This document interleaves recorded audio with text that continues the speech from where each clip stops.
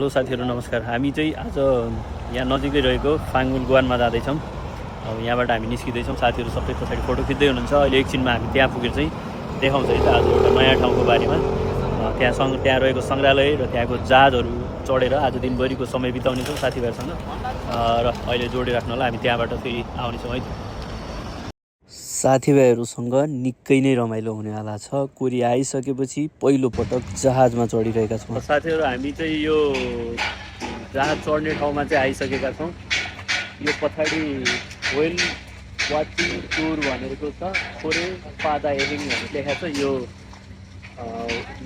यहाँभित्र चाहिँ अब जान्छ एकछिनमा साथीहरू सबै भएर चाहिँ। यो हामीले चढ्ने जहाज चाहिँ यो हो। साथीहरू टिकट काट्न जानुभएको रहेछ। त्यसपछि सामान भनेको 3000 जति लाग्छ, हाम्रो नेपाली 30,000 जति लाग्छ। साथीहरू सबै भएर अब यहाँभित्र गएर चाहिँ हामी देखाउँछ है, यहाँभित्र के छ भनेर अहिले एकछिनमा देखाउँछौँ है त। यो नै हामी चढ्ने ठाउँ है ठाउँ। ल हामीले यो टिकट चाहिँ पाइसकेका छौँ। अब टिकट ल आउनु यहाँ। अब यो टिकट लगेर चाहिँ हामी यहाँ छिर्दैछौँ है त। यहाँ हाम्रो राजी, हाम्रो दिनेशजी, यो दुईवटा चिज देखाएर चाहिँ माथि जानु पाइँदो रहेछ है त भित्र।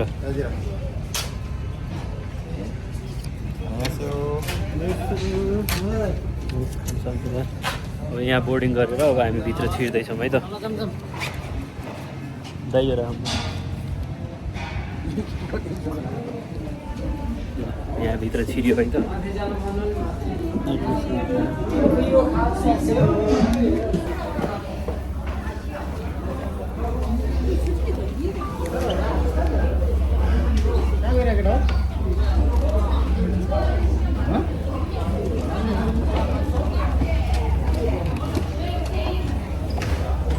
माथि चढिसक्यौँ है। ल आज हामी सबै साथीभाइहरू भएर यहाँ जहाज चढ्न आएको छ। अनि यहाँ हाम्रो साथीहरू सबैजना हुनुहुन्छ, यता दाइहरू साथीहरू हुनुहुन्छ। यहाँबाट म परिचय दिन सुरु गर्छु है त। उहाँ चाहिँ हाम्रो विपुलजी हुनुहुन्छ, विपुल खनाल होइन। उहाँ चाहिँ कहाँबाट? माथि बुटोलबाट। उहाँ चाहिँ हाम्रो मल्ल दाई हुनुहुन्छ। परिचय दिन त दाई। मेरो घर चाहिँ डडेलधुरा हाम्रो मल्ल दाई, डडेलधुरा। हाम्रो ओम प्रकाश भण्डारी गुल्मीबाट। हाम्रो गिरिराज पाण्डे, हाम्रो राजी चाहिँ बटौलीदेखि। त्यसै गरी हाम्रो दिनेशजी चाहिँ डडेलधुराबाट। त्यसपछि हाम्रो लास्टमा यहाँ भिलेन छेत्रीको बढी मन पऱ्यो, हाम्रो दाइ कोलपुरबाट है। हामी सबै साथीभाइहरू आएको छ। आज चाहिँ यो जहाजको एकदम रमाइलो तरिकाले घुमिन्छ नि होइन। आज मजा लगिन्छ। दाइले नि भिडियो बनाउनुहुन्छ, हामी सबै साथीभाइहरू मिलेर एउटा राम्रो मेमोरेबल भिडियो चाहिँ बनाउँछौँ है त। हेलो साथीहरू नमस्कार। आज फेरि हामी एउटा नयाँ ठाउँबाट जोडिएका छौँ। यो हाम्रो उल्सान क्षेत्रको नाम्बु स्थितको छाङसेङफोमा यो गर्मीको समयमा जहाज चढ्न आएका छौँ। पछाडि देख्न सक्नुहुन्छ जहाज रहेको छ। गर्मीको समयमा गर्मी छल्नका लागि यहाँका मान्छेहरू जहाजमा चढ्ने, समुद्रको छेउछाउमा जाने जस्तो क्रियाकलाप गर्नुहुन्छ। आज हामी साथीभाइहरू छुट्टी गरेर हाम्रो दाइहरू हुनुहुन्छ र पछाडि दाइ हुनुहुन्छ, हामी साथीभाइहरू टक्क पछाडि चाहिँ अब 2 घन्टा जति यो जहाजमा हुन्छौँ। यो जहाजभित्र के हुन्छ, के कसरी रमाउँछौँ हामी सबै साथीभाइहरू देखाउँछौँ। र आजको सुन्दर ठाउँबाट तपाईँहरूलाई सुन्दर दृश्य ल्याएर तपाईँहरूसँग उपस्थित भएको छु। अब यो भिडियोमा के हुन्छ हामी देखाउँछौँ है त। ल यी विशाल जहाजहरूले मन निकै नै खिचिरहेको थियो। पहिलोपटक यसरी जहाज चढ्न पाउँदा निकै नै खस्रित छ मन चाहिँ। अब हामी यहाँबाट चाहिँ निस्किसक्यौँ है। यहाँ जहाजको लागि भनेर बसिरहेका थियौँ। अब हामी यहाँबाट चाहिँ प्रस्थान गरिसक्यौँ, देख्न सक्नुहुन्छ है।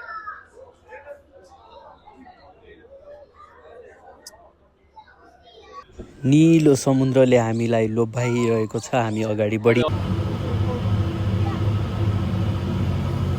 यी छालहरूले कति सुन्दर दृश्य देखाउन खोजिरहेको छ। जसरी हाम्रो जीवनमा समस्याहरू आउँछन् त्यसरी नै मेटिँदै गइरहेका छन्। यो अनुभूति मेरा लागि अनौठो थियो। पछाडिको सुन्दर दृश्यले म एकदमै खुसी थिएँ। यो समुद्रको गहिराई कति होला भनेर म सोचिरहेको थिएँ यो बेलामा।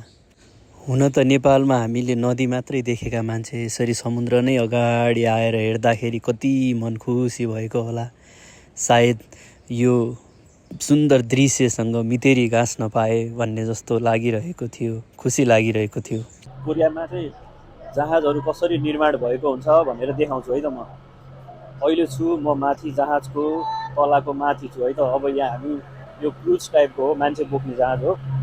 अनि यहाँ यसरी व्यवस्थापन गरेको छ, यो माथिको भाग हो र यसरी यहाँबाट बाहिरको भ्यू हेर्न सकिन्छ हेर्नुहोस् है त। यहाँबाट मान्छेहरू हेर्दै हुन्छ, अब यो बाहिरको भ्यू हेर्न सकिन्छ र यो माथि इन्जिनको भाग हो र यहाँभित्र नै मान्छेहरूले पसलहरू राख्नुभएको छ है त। अब म तलको तलामा जान्छु। यसरी तला 3 तलासम्मको छ, यो 3 फ्लोर भनेको छ। अब यो चाहिँ दोस्रो तला हो। दोस्रो तला चाहिँ यसरी यहाँ हेर्न सकिन्छ, साइड भ्यू पनि हेर्नुहुन्छ र यहाँभित्र चाहिँ अब के छ हेरौँ है त। यहाँभित्र गएर हेरौँ एकछिन। क्रुज सिपभित्र चाहिँ यसरी निस्किने व्यवस्था गरेको छ। अब यहाँ चाहिँ कफी सप रहेछ क्या, यो भित्र छ। यो थेगिसिल हो अनि योभन्दा पछाडि चाहिँ कफी सप रहेको छ यहाँभित्र चाहिँ। हेर्नुहोस् है त, जहाजभित्र कति धेरै सुविधा सम्पन्न तरिकाले कफी सप बनाएको हुँदो रहेछ है। अब म योभन्दा तलको तलामा जान्छु है त।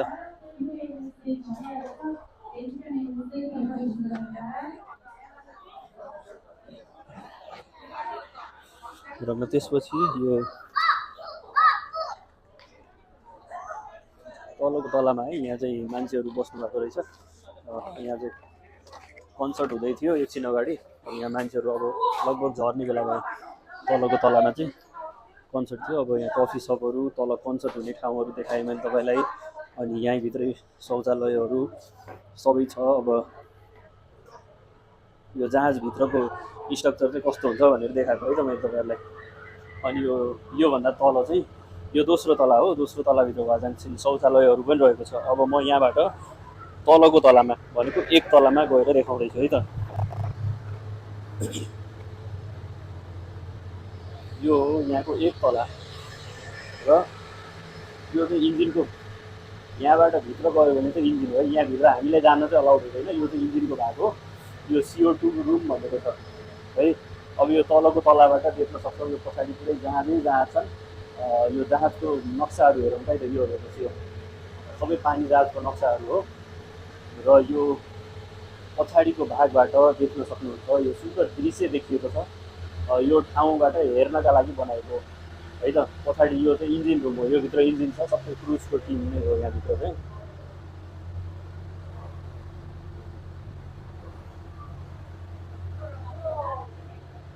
यहाँबाट माथि जानलाई दिएको छ है त। अब यो इन्जिन रुमभित्र हामी चाहिँ जान मिल्दैन र लगभग हामी नजिक आइसक्यौँ। 1 घन्टा 2 घन्टा जति यो जहाजमा हिँड्यौँ हामी। आज रमाइलो भयो यो दिन चाहिँ। जहाजभित्र लगभग यस्तै हुन्छ, ठुला क्रुजहरू पनि हुन्छन् है।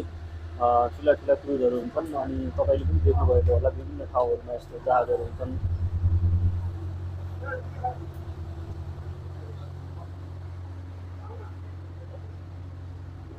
ल अब चाहिँ यही हो है त। हाम्रो आजको यात्रा चाहिँ लगभग सिद्धिएको छ। जहाज यो 3 तलाको रहेको थियो अनि रमाइलो भयो। साथीभाइहरूसँग निकै नै रमाइलो गरेर बसियो आज चाहिँ। र जहाजको लगभग निर्माण संरचना चाहिँ यस्तै नै हुन्छ। अहिले हामी कोरियामा भएको हुनाले चाहिँ कोरियाको झन्डा छ यो माथिल्लो तलामा है त। तपाईँहरू पनि कोरियामा हुनुहुन्छ भने जहाज एकचोटि अवश्य चढ्नु होला। यो जहाजको नक्सा भयो र यो माथिल्लो भागबाट चाहिँ टक्क मान्छेहरूले यसरी बसेर हेर्न मिल्ने किसिमको हुन्छ र यहाँ सेफ्टीको लागि लाइफ ज्याकेटहरू पनि यसरी राखिदिएको हुन्छ।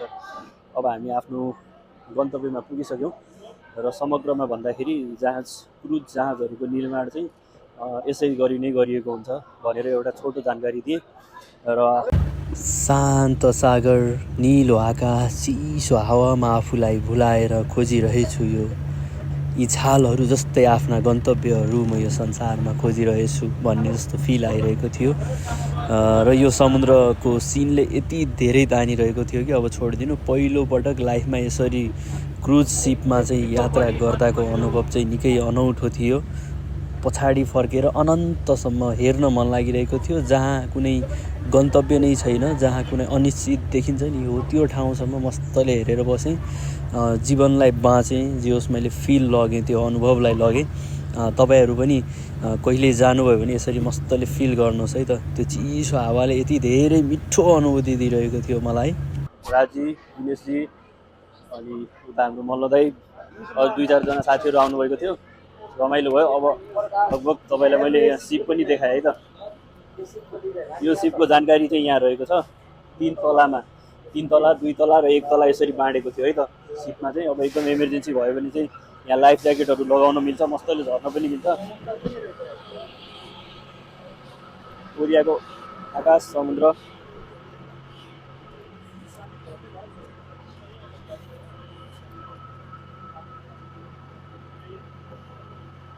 यहाँ माथि देख्न सक्नुहुन्छ यो कोरियाको झन्डा मस्तले फहराइरहेको छ। तपाईँलाई बोलाइरहेको छ है त, नेपाल बस्ने सबै साथीहरूलाई चाहिँ बोलाउँदैछ। र आजको हाम्रो यात्रा लगभग सम्पन्न भएको छ। हामी झन्डै कति घन्टा जति हिँड्यो? 3 घन्टा जति हिँड्यो है त आजको यो यात्रामा। यो सिपभित्र 3 घन्टा हिँड्यो। 3 घन्टा 3 तलाको सिपमाथि बसेर जीवनमा पहिलोपटक यसरी क्रुजमा चढेर अनुभव गरियो र धेरै कुराहरू देख्न पनि पाइयो यहाँभित्र, धेरै कुराहरू, नौलो कुराहरू। त्यही भएर अब तपाईँले यति ठुलो विशाल जहाज देख्नुभएको थियो कहिले? यो क्रुज सिप हो। यो मान्छेहरू बोक्नका लागि यसरी समुद्रको सुन्दर दृश्य देखाउनका लागि निर्माण गरिएको 3 तलाको रहेछ यो। विभिन्न सुविधाहरू हुन्छ है त यो क्रुज सिपभित्र चाहिँ। तपाईँको कन्सर्टहरू हुने, अनि त्यसपछि क्याफे सपहरू सबै छ है यो भित्र चाहिँ, एकदमै राम्रो। र हामीले जहाँ चढेर आइसके पश्चात चाहिँ अब यो बाहिरतिरको भागमा चाहिँ यस्तो ठाउँहरू रहेको छ। बाहिरतिरको भागमा चाहिँ यस्तो छ है। अब यहाँ टिकट काउन्टरहरू छ, फेमस हो यो अफिस छ। अनि यो पछाडि देख्न सक्नुहुन्छ ठुलो व्हेल रहेको छ। अनि यो ठुलो व्हेलको एउटा स्ट्याचु जस्तो छ। अनि एकदमै रमाइलो भयो यो रमाइलो भयो। अब यहाँ बाहिर चाहिँ यदि तपाईँ उल्सान नजिक हुनुहुन्छ भने गइरहेको छ मोनोरेल माथि मोनोरेल चाहिँ चलिरहेको छ। उल्सानको नजिक हुनु छ भने यो ठाउँमा एकचोटि अवश्य पनि आउनलाई त एकदमै रमाइलो लाग्यो मलाई चाहिँ, खुसी लाग्यो।